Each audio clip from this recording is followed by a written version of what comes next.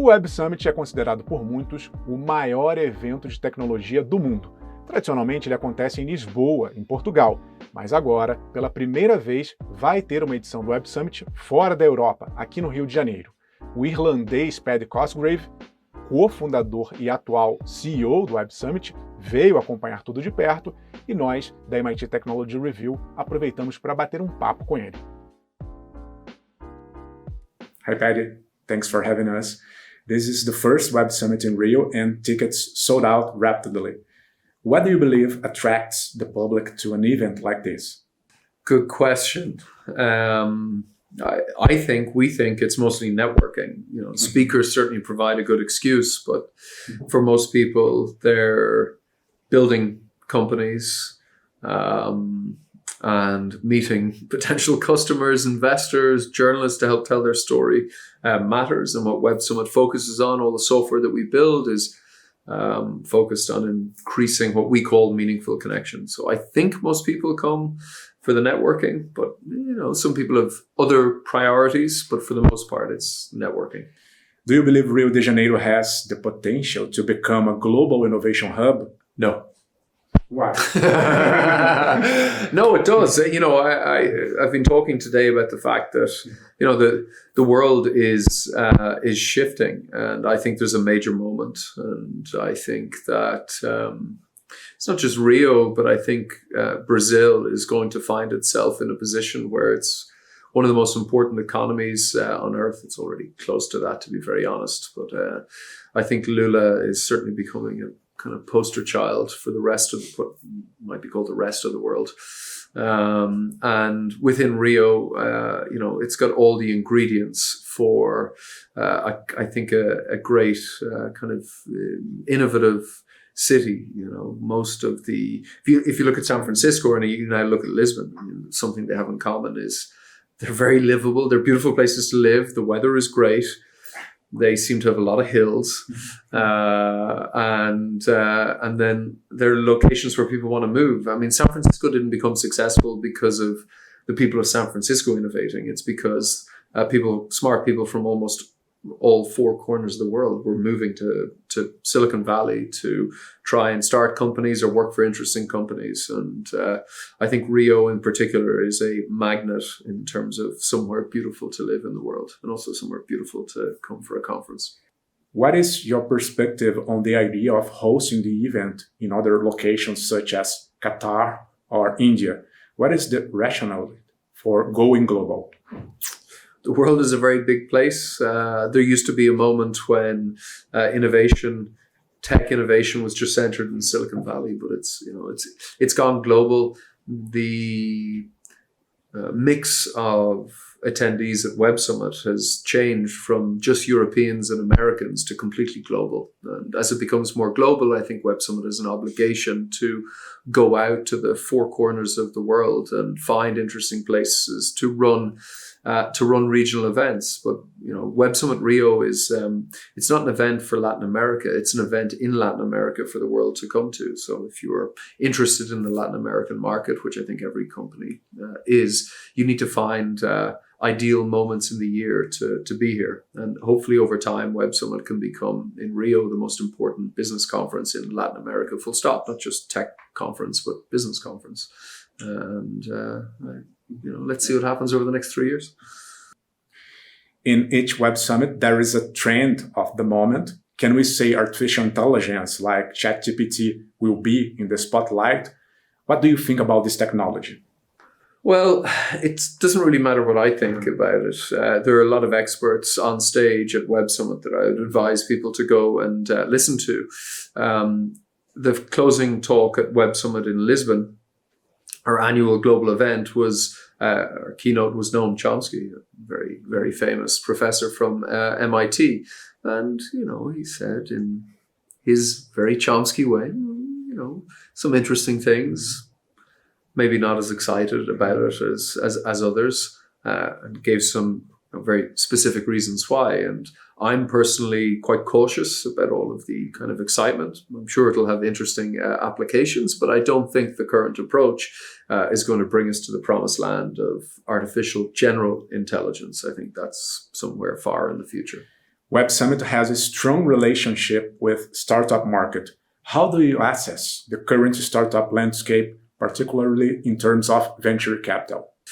Oh, that's a fascinating question. And we think about that an awful lot. I think something that's changed dramatically, two things have happened in the last 12 months. Venture capital has seized up, and at the same time, tens of thousands, hundreds of thousands of the smartest people have been let go from the world's biggest tech companies and from some unicorns, many unicorns that are just not going to work out.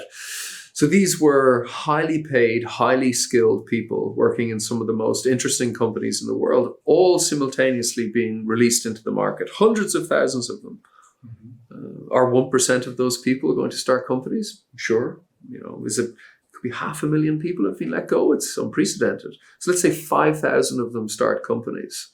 And many of these people don't even need venture capital. They're being paid crazy amounts of money to stay in Google for years or stay in Amazon or whatever the case may be.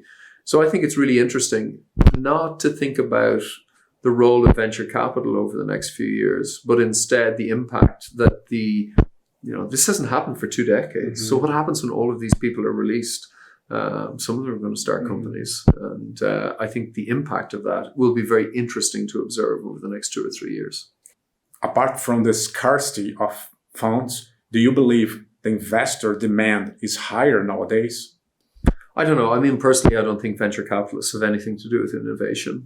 It's been a little bit of a sort of distraction over the last decade that people started to believe that entrepreneurs and investors were responsible for innovation because it provided almost an argument to reduce public investment in R&D and in research laboratories, which are the actual source of innovation. All that investors do and entrepreneurs do is commercialize interesting ideas. And almost always, the most important breakthrough ideas and technologies emerge from the public sector because of state or government funding of cutting-edge science research in leading universities often around the world, and sometimes in the research laboratories of major companies, but often those laboratories are largely paid for by different agencies within